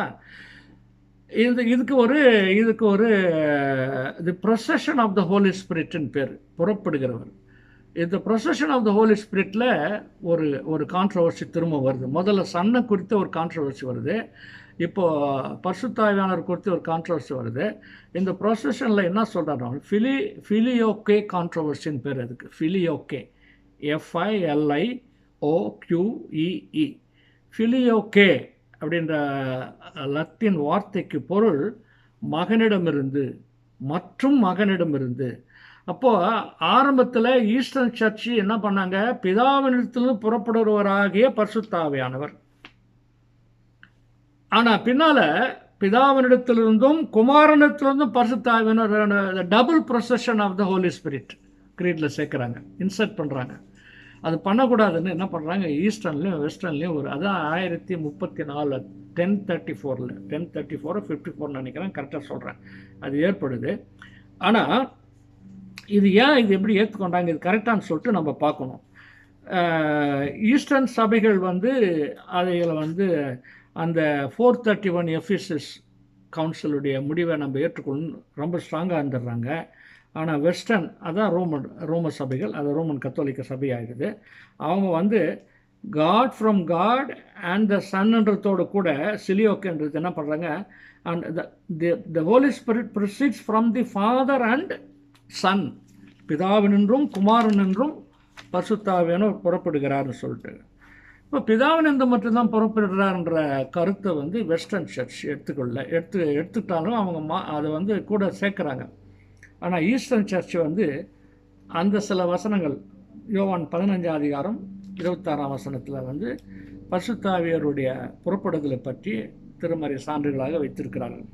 பிதாவினின்று நான் உங்களுக்கு அனுப்ப போகிறவரும் பிதாவினிடத்திலிருந்து புறப்படுகிறமாக சத்திய ஆவியானவர் தேற்றரவாளன் வரும்போது அவர் என்னை குறித்து சாட்சி கொடுப்பான்றதுனால the Holy Spirits proceeds only from the ஃபாதர்ன்ற வாக்குவாதம் அந்த ஸ்டாண்டு பொசிஷன் வந்து 4:30க்கு பிறகு இந்த ஈஸ்டர்ன் சர்ச்சஸ் வந்து வச்சுக்கிறாங்க. கிரீக் ஸ்பீக்கிங் சர்ச்சஸ் அதை ஏற்றுக்கொள்ள மாட்டேன்றாங்க. பேசுகிறவர் நீங்கள் அல்ல, உங்கள் பிதாவின் ஆவியானவரே உங்களிலிருந்து பேசுகிறார். மத்தேயு 10:20. Therefore the Holy Spirit comes only from the Father. But it is not that you speak, but the Spirit of your Father which speaks within you சொல்கிறாரு. யோவான் 14:16 நான் பிதாவை வேண்டுகொள்வேன், அப்பொழுது என்றென்றைக்கும் உங்களுடனே கூட இருக்கும்படிக்கு சத்திய ஆவியாக வேறொரு தேற்றரவாளனை உங்களுக்கு தந்தருளுவேன். நான் போவேனானால் உங்களுக்கு நல்லது. யோவான் 14:6 உங்கள் இருதயம் கலங்காது இருப்பதாக அது நம்ம எல்லாருக்கும் தெரியும்னு சொல்லிட்டு பாடுறாங்க. அப்போது பிதாவானவர் பரிசுத்த ஆவியானவர் பிதாவினிடத்திலிருந்து புறப்படுகிறவர், அதனால் அதில் மாற்றம் பண்ணக்கூடாதுன்றது ஃபிலியோக்கே. அதுக்கு ஃபிலியோக்கே அந்த சன். ஆனால் வெஸ்டர்ன் சர்ச் வந்து என்ன பண்ணுது, அவங்க இன்னும் ஒரு ஆர்குமெண்ட்டை பண்ணி இந்த க்ரீடை ஃபைனலைஸ் பண்ணுறாங்க. ஆக்சுவலாக அந்த க்ரீடு வந்து 16ஆம் நூற்றாண்டில் தான் ஃபைனலைஸ் ஆகுது. 6ஆம் நூற்றாண்டில் அந்த விசிகோத் ஒரு அரசர் இருக்கிறாரு, ஸ்பெயினுடைய அரசர். அங்கே இன்னொரு கவுன்சில் நடைபெறுது. அது அந்த கவுன்சிலை பற்றி சொல்கிறேன். அதில் அவங்க இதை ஏற்றுக்கொண்டு இதை வந்து காமனாக வச்சிடறாங்க, எல்லா சபைக்கும் காமனாக வச்சிடறாங்க. ப்ரொசீஸ் ஃப்ரம் த சன்ன்றது என்ன சொல்கிற பாருங்க. யோவான் சுவிசேஷம் 20ஆம் அதிகாரம் 22ஆம் வசனம் வாசிங்க.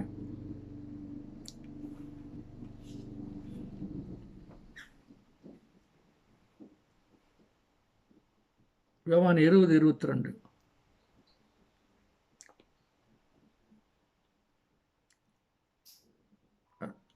The Holy Spirit proceeds even from the Son. பரிசுத்த ஆவியானவரோடும் ரொம்ப ஃபேமஸ் வசனம், அது எல்லாருக்கும் தெரிஞ்சிருக்குமே. யோவான் 20:22 அவர்கள் மேல் ஊதி பரிசுத்த ஆவியை பெற்றுக்கொள்ளுங்கள்ன்றார் ஆண்டவர். அதுதான் இப்போ திருவிழித்தல் எப்படி இருக்குதுன்னு பார்க்கலாம் யோசித்தாங்க. சரி, பரிசுத்த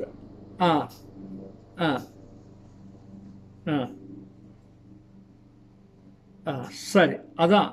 தென் the Holy Spirit proceeds from the Son too, not Father alone, according to high Christology. Right, thank you. அவர்கள் மீது பரிசுத்த ஆவியை பெற்றுக்கொள்ளுங்கள் அப்படின்னு அவர் அங்கே சொல்கிறத நம்ம பார்க்குறோம். அப்புறம் ரோமர் 8:9 நீங்கள் வாசிக்கணும் ரொம்ப சிறப்பாக. நீங்கள் from the Father and the சன்ன்றதுக்கு ரோமர் 8:9 தேவனோட ஆவி உங்களில் வாசமாக இருந்தால் நீங்கள் மாம்சத்துக்கு உட்படுவராயிராமல் ஆவிக்கு உட்பட்டவராக இருப்பீர்கள். கிறிஸ்துவின் ஆவி இல்லாதவன் அவருடையவன் அல்லன். இப்போ இந்த double procession of the Holy ஸ்பிரிட்டை பவுல் எழுதுறார் பாருங்க. பை ஈ ஆர் நாட் படிங்க. தேவனுடைய ஆவி உங்களில் ம் ம் ம் ம் ம் ம் சரி, தேவனுடைய ஆவின்றார் பவுல். பிறகு கிறிஸ்துவின் ஆவியும் இருக்குதுன்றார். This is co-eternal, coexistence, the nature of the Father, also Son. So the double procession of the Holy Spirit வந்து இந்த creedல ஏற்றுக்கொள்கிறாங்க. ஃப்ரம் த ஃபாதர் சொல்கிறாரு. கலாத்தியர் 4:6 படிங்க.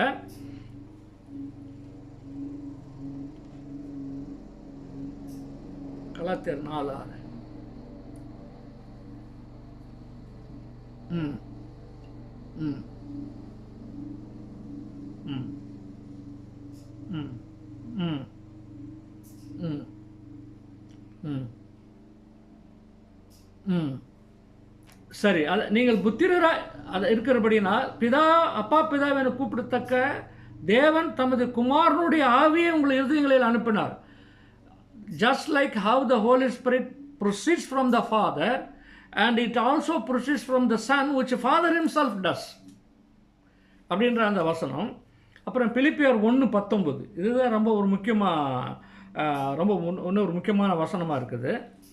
பிலிப்பியர் 1:19.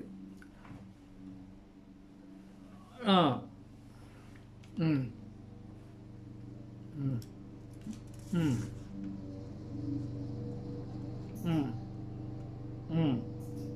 சரி, அது உங்கள் வேண்டுதலால் இயேசு கிறிஸ்துவனுடைய ஆவியின் உதவியினாலும் எனக்கு ரட்சிப்பாக முடியும் என்று அறிவேன். ஐயா திரும்ப வாசிங்க அதை. உங்களுடைய வேண்டுதலினாலும்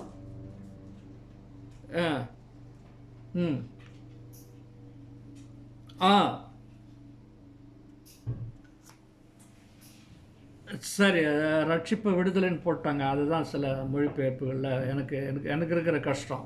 ஜெயிலேருந்து வர்றதுக்கும் நீங்கள் மீட்பு வீடு பேர் அறையிறதுக்கும் ரொம்ப வித்தியாசம் இருக்குது. அதை கொண்டாந்து இங்கே அந்த மாதிரி அந்த மொழிபெயர்ப்பில் வந்து பின்னால் நீங்கள் இந்த 100 வருஷத்துக்கு பிறகு இது it will become a textual. I am not finding fault with this book. எவ்வளோ பிரச்சனை இருந்துக்குது பாருங்கள். முதல் 11 நூற்றாண்டில் ஒன்றும் தெரியாமல் நம்ம இருக்கிறோம். நம்ம எவ்வளோ இதெல்லாம் உங்களுக்கு தெரியுமா? உங்களுக்கு இந்த சிக்ஸ்த்து செஞ்சுரியில் அந்த இந்த இந்த டோலெட்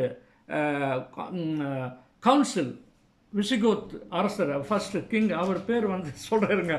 அவர் வந்து ரெக்கர்டே 1 3 நாள் உபவாசம் ஜபம் இருந்து பண்ணுறானுங்க. இந்த விஷயத்தை ஃபைனலைஸ் பண்ணுறாங்க. இந்த சேர்க்கையை நம்ம இப்போ என்ன சொல்லி நம்ம பண்ணுவார். அந்த மாதிரி இருந்து செஞ்சுருக்கிறாங்க. இது சும்மா சாதாரணமாக செய்யலை இந்த விஷயத்தை. அப்போது the prompting of the Holy Spirit has been behind every step of the creed. It's not simply a philosophical system. அப்படி இல்லை, அது மாதிரி இல்லைன்றது. அதனால் அவர் என்ன சொல்கிறார் இங்கே, நம்ம எதுக்காக சொல்லுவோம் தானே, விடுதலைன்றது வேற, மீட்புன்றது வேறு, ரட்சிப்புன்றது வேறு. விடுதலையாக்குன்றது ஜெயிலிருந்து விடுதலையாகிறது அது வேறு. பட் வீடு பேர் வினை அறுத்தல், அந்த வினை அறுப்பு இருக்குது பார்த்தீங்களா, அதுதான் அவன் அந்த வினை அறுப்புன்ற வார்த்தை நம்ம சொல்லாதனால தான் அவனுக்கு ஒன்றுமே தெரியும்னா விடுதலை கொஞ்ச நாள் இருப்பாங்க, அவங்க அப்போ விடுதலை ஆகிடுவாங்கப்பா. அதை பற்றி ஒன்றும் இல்லை. பெயிலில் கூட வரலாம், திரும்ப வரலாம், எல்லா விஷயம் பண்ணிட்டுருக்கிறாங்க. சரி, அதுக்கு நம்ம நிறைய டைம் ஸ்பெண்ட் பண்ண வேணாம்.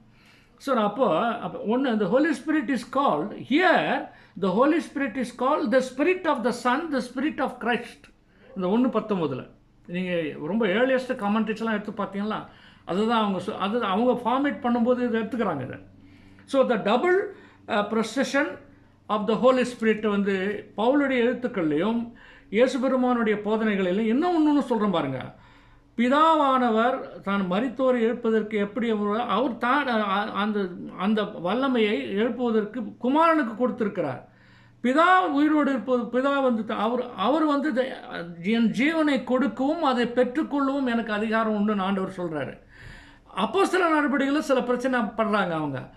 நீங்கள் ஆவியில் மரித்த சரீரத்தில் மரித்த அவர் பிதா ஆவியில் எழுப்பினார் அவங்க சொல்கிறாங்க. அந்த அண்டர்ஸ்டாண்டிங்கில் எழுதுகிறாங்க அந்த காலத்தில். ஆனால் வந்து the ability to give life and take it back on his own, அது குமாரனுக்கே இருக்கிறது. அப்போ நியாயத்தீர்ப்பனுடைய அதிகாரம் முழுவதும் குமாரனுக்கு கொடுக்கப்பட்டிருக்கிறது. நியாயத்தீர்ப்பு முதல்ல என்ன சொல்கிறாரு, அந்த காலத்தையும் நாளையும் பிதா தவிர வேறு யாரும் அழிய மாட்டான்னு வசனம் இருந்தால் கூட இங்கே நியாயத்தீர்ப்பு செய்கிறவர் குமாரன். The whole privilege of judging the people, Revelation 22 கூட அந்த வசனம் இருக்குது.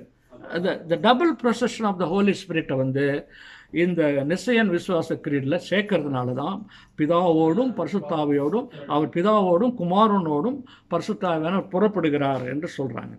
இது இல்லாமல் நீங்கள் பார்த்தீங்கன்னா இந்த 381 இந்த நைசியா கிரீடு ஃபார்மேஷனுக்கு முன்னால் நான் சர்ச் ஃபாதர்ஸை பற்றி சொன்னேன். அவங்களுடைய எழுத்துக்கள் இருக்குது. அதை நான் கோட் பண்ணல, ஆனால் ஒரு சிலது மட்டும் சொல்கிறேன். அவர் யார்? தெர்த்துல்லியன் 160 220 இருக்கிறாரு.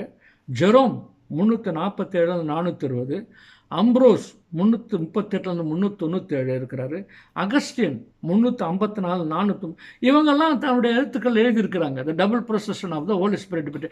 So from the scriptures as well as from the writings of early church fathers who had some other text before them to write this things, இதைகள் எழுதுவதற்கு பின்னால் சிறில் எழுதுகிறாரு. அந்த மாதிரி நிறைய பேர் எழுதியிருக்கிறாங்க. ஸோ இவர் தம்முடைய எழுத்துக்களில் பரிசுத்த ஆவியானவர் பிதாவன் என்றும் குமாரன் என்றும் அவர் புறப்படுகிறார் என்று குறிப்பிடுகிறதை பார்க்குறோம். அப்போ இந்த 447 ஒரு கவுன்சில் டொலேடோ TOLEDO டொலேடோன்ற ஒரு கவுன்சில் நடைபெறுது. அது 447. அப்புறம் திரும்ப 589 ஃபைனலைஸ் பண்ணுறாங்க. அப்போ தான் வந்து அதனுடைய பேரரசர் Visigoth, the German and the Spanish king, அவர் வந்து ரிகார்ட் RECCRECARRED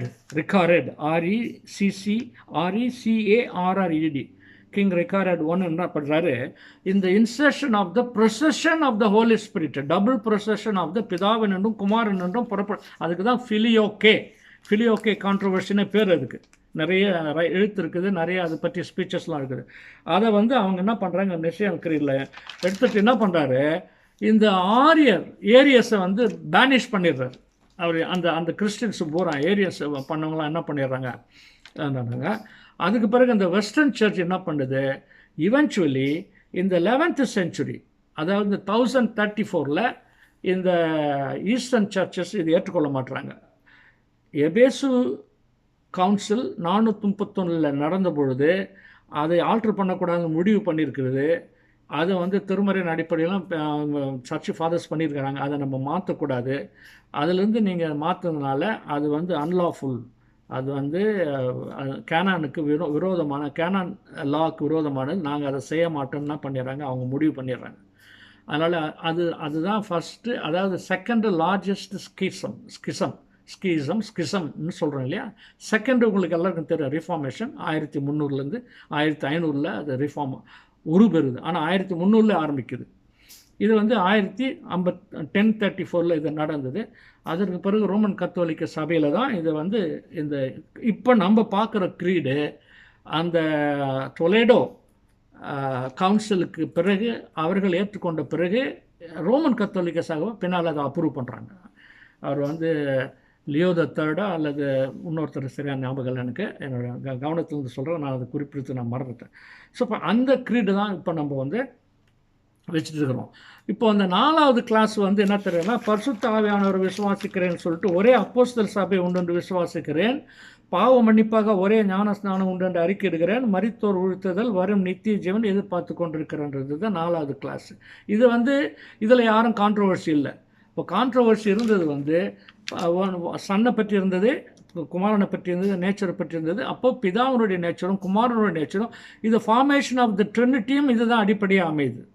அப்போ திருத்துவ கொள்கையை ஏற்றுக்கொள்கிறவர்களும் பரிசுத்த ஆவியானவர் பிதாவினின்றும் குமாரனும் புறப்படுகிறார் என்ற வசனங்களின் அடிப்படையில், அப்புறம் 7 சர்ச் ஃபாதர்ஸோட அடிப்படையை ஏற்றுக்கொள்கிறவர்களும் இந்த விசுவாச பிரமாணத்தை கண்டிப்பாக வைத்து கொள்கிறார்கள். இது வந்து இப்போ உங்களுக்கு தெரியும் நிறைய, ஆனால் ஈஸ்டர்ன் சர்ச் இன்னும் ஏற்றுக்கொள்ளலை. இப்போ என்னமோ நடக்குது எனக்கு தெரியல. இப்போ ரீசெண்டாக ஈஸ்டர்ன் சர்ச்சஸ் வந்து ஏற்றுக்கொள்ளலை. அவங்க அந்த 431 கவுன்சிலர் இருக்கிறாங்க.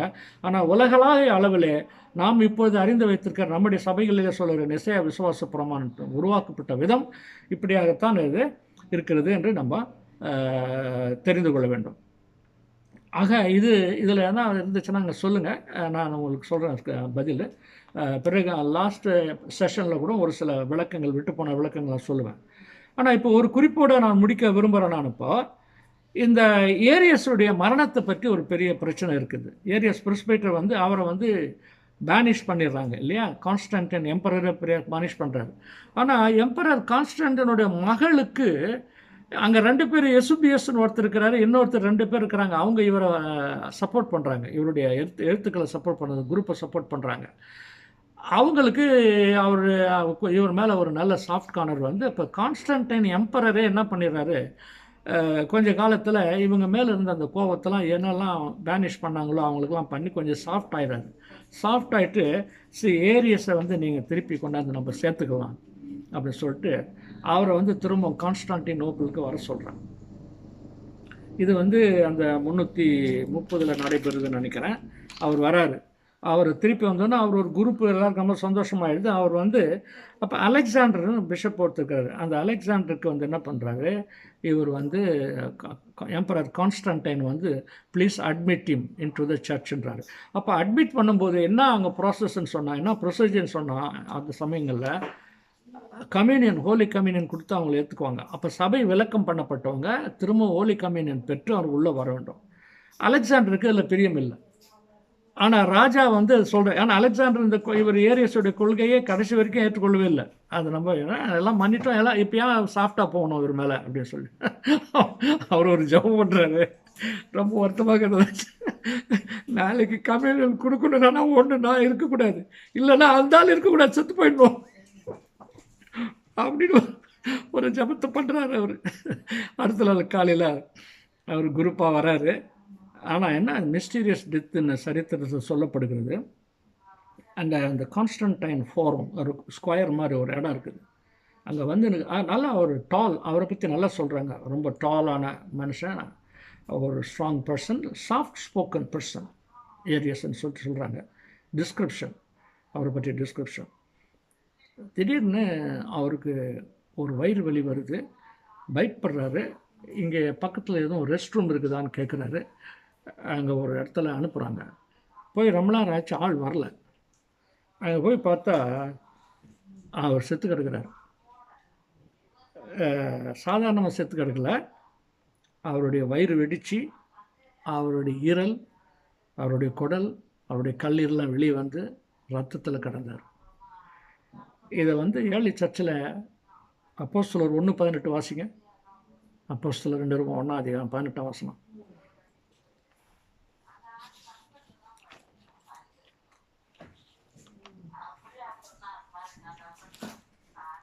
யூதாஸுடைய டெத்தை பற்றி இருக்கும் அதில்.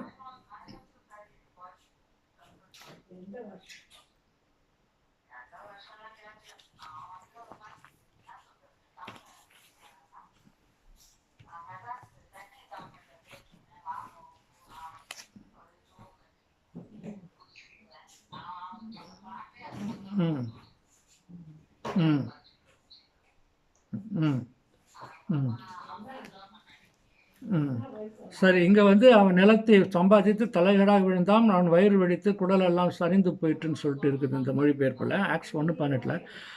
அந்த டெத்து தான் அவருக்கு வந்துச்சு அப்படின்னு சொல்லிட்டு அவரை பற்றி சொல்கிறாங்க. குடல் வெடித்து எப்படி சாக முடியும் அப்படின்னா, இவர் ஒரு சாட்சி இப்போ லிவிங் சொல்லிட்டுன்னு பண்ணுறாங்க. ஆனால் அது வந்து மிஸ்டீரியஸ், அதுதான் ரிப்போர்ட். நிறைய பேர் ஹிஸ்டாரியன்ஸ் அப்படி தான் ரிப்போர்ட் பண்ணுறாங்க. ஆனால் அதில் ஒரு பெரிய பிரச்சனை இருந்தது. பின்னால் சில பேர் வந்து என்ன சொல்கிறாங்கன்னா, அவரை பாய்சன் பண்ணிட்டாங்க. அந்த பாய்சன் பேர் எனக்கு ஞாபகம் இல்லை. நான் நெக்ஸ்ட் டைம் நான் கண்டுபிடிச்சேன்னா நான் உங்களுக்கு சொல்கிறேன். அது ஸ்மெல் எதுவுமே தெரியாது, டேஸ்ட் இருக்காது. So the previous night Arius was poisoned by his enemies. ஏன்னா அவர் திருப்பி உள்ளே வரான்னு சொல்லிட்டுன்னு. அப்போ அவருடைய அந்த மிஸ்டீரியஸ் மர்மமான அந்த மரணத்திற்கு 2 வரலாறுகள் சொல்லப்படுகிறது. எப்படி எது உண்மைன்னு நிறைய பேருக்கு தெரியல. ஆனால் அவர் வந்து அவருடைய டெத்து வந்து ஒரு திடீர்னு விழுந்து செத்து போகிறது வந்து முக்கால்வாசி பேர் அந்த கடவுளை அவரை தண்டிச்சார்ந்தோம் அந்த காலத்தில் சொன்னாங்க. சில சர்ச் ஃபாதர்ஸ் அந்த மாதிரி சொல்லியிருக்கிறாங்க. ஸோ அவருடைய முடிவு அவ்வாறு வந்து வருத்தமாக ஒரு முடிவாக இருந்தது. அப்போது இந்த நைசியா விசுவாச பிரமாணம் 16ஆம் நூற்றாண்டில் அதிலிருந்து ரோமன் கத்தோலிக்க சபையில் ஈஸ்டர்ன் சர்ச், வெஸ்டர்ன் சர்ச் பூரா அதை எடுத்துக்கிறாங்க. ஈஸ்டர்ன் சர்ச்சில் 3 காரியங்கள் அதில் நமக்கு சொல்லப்படுது, நல்லா ஞாபகம் வச்சுக்கணும். ஒன்று வந்து குமாரன் வந்து அதாவது பரிசுத்தாவியில் இயேசு கிறிஸ்து வந்து பிதாவுக்கு நிகரானவர், கோயிட்டர்னல். அவர் வந்து தெய்வத்தன்மை வாழ்ந்தவர், 2 தன்மைகளை உடையவர், மனிதத்தன்மையும் கடவுள் தன்மையும் உடையவராக இருக்கிறார் என்று அந்த. அப்போ வி பிலீவ், ஐ பிலீவ்ன்றத, க்ரீடுன்றத, கிரெடமஸ், வி பிலீவ்ன்றத நான் சொன்னேன். கிரெடமஸ் வி பிலீவ், கிரெடோனா ஐ பிலீவ். அப்போ நாங்கள் விசுவாசிக்கிறோம்ன்றது, அப்போ நான் விசுவாசிக்கிறோன்றத நாங்கள் விசுவாசிக்கிறோம் அந்த சென்டென்ஸ் ஆரம்பிக்கிறாங்க. ஏன்னா காங்கிரிகேஷன் அதை சொல்லணும். அது வந்து 326 320 ஆரம்பிக்கிறாங்க, 381 கன்ஃபார்ம் பண்ணுறாங்க, 431 எஃபிசியஸ் கவுன்சிலையும் அதை கன்ஃபார்ம் பண்ணுறாங்க. அப்போது இயேசு கிறிஸ்துவனுடைய இறைத்தன்மை, இயேசு கிறிஸ்து பிதாவுக்கு சமமானவர், பரிசுத்த ஆவியானவர் வந்து பிதாவின் என்றும் குமாரன் என்றும் வருகிறவராக இருக்கிறார். அப்போ திருத்துவத்தை முழுமைப்படுகிறதாக இருக்கிறது இந்த பிரமாணங்கள். இப்படியாக இது பொறுப்பற்று இன்றைய காலகட்டத்தில் நம்முடைய திருச்சபைகளில் சொல்லப்பட்டு வருகிறது. இப்போ இதோடு நான் இதனுடைய நைசியன் கிரீடுடைய பின்னணியை நான் உங்களுக்கு சொல்கிறேன். அடுத்த வகுப்பில், அடுத்த வாரத்தில் நம்ம அந்த சுருக்கமாக அத்தனேசியஸை பற்றியும் அவருடைய பற்றியும் விடுபட்டு போன சில காரியங்கள் அந்த அடுத்த வாரத்தில் கர்த்தருக்கு சித்தமானால் நாம் அதை பற்றி நாம் சிந்திப்போம். வாய்ப்புக்கு மிகவும் நன்றி. கர்த்தருக்கு ஸ்தோத்திரம். நன்றி.